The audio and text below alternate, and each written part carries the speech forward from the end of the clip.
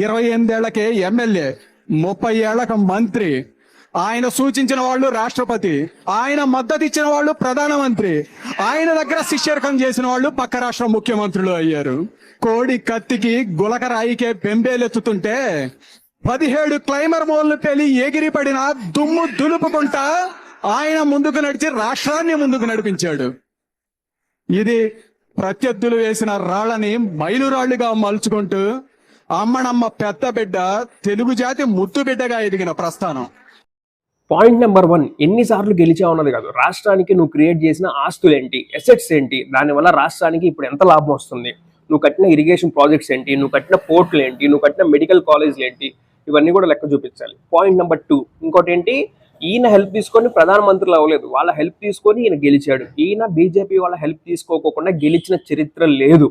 ఓకేనా? పద్దాల గెలవటం, ఒకసారి ఏమో మాకు ప్రత్యేక హోదా అక్కర్లేదు అని చెప్పేసి లెటర్ రాసి ఇవ్వటం, ఇంకోసారి ఏమో పోలవరం ఎత్తు తగ్గించడం. ఏంటిది? ఆటగా ఉందా? రాష్ట్ర ప్రయోజనాల కోసం పొత్తు పెట్టుకోండి, రాష్ట్ర ప్రయోజనాలకి సమకూర్చండి, అంతేగాని ఏది పడితే అది రాష్ట్ర ప్రయోజనాలు నమ్మి కాదు. పాయింట్ నెంబర్ 3, మీరు ఇప్పటి వరకు కూడా 4 సార్లు ముఖ్యమంత్రి కదా, 4 సార్లు ముఖ్యమంత్రిలో రాష్ట్రాన్ని అప్పు చేయకుండా, రాష్ట్రాన్ని అప్పులు పాలు చేయకుండా ఎప్పుడైనా మిగులు బడ్జెట్ రాష్ట్రానికి ఉందా? రాష్ట్రానికి మిగులు బడ్జెట్ ఎప్పుడైనా కల్పించారా? చెప్పండి, వీటన్నిటికీ ఆన్సర్ చెప్పండి.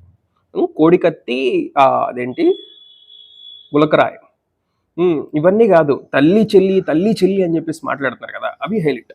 అవి కూడా ఇది చేస్తూ ఉన్నారు కదా. మీ ఫ్యామిలీ విషయాలు, మీ యొక్క ఫ్యామిలీ విషయాలు బయట పెట్టరు.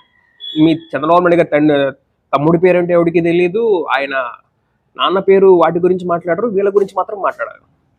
అర్థమవుతుందా? జగన్మోహన్ రెడ్డి వాళ్ళ సిస్టర్కి 40% ఆఫ్ ద అసెట్స్ ఇచ్చాడు. చంద్రబాబు నాయుడు ఏమి ఇచ్చాడు, పవన్ కళ్యాణ్ ఏమి ఇచ్చాడు, ఏనే బయట తీయాలా? అవసరమా?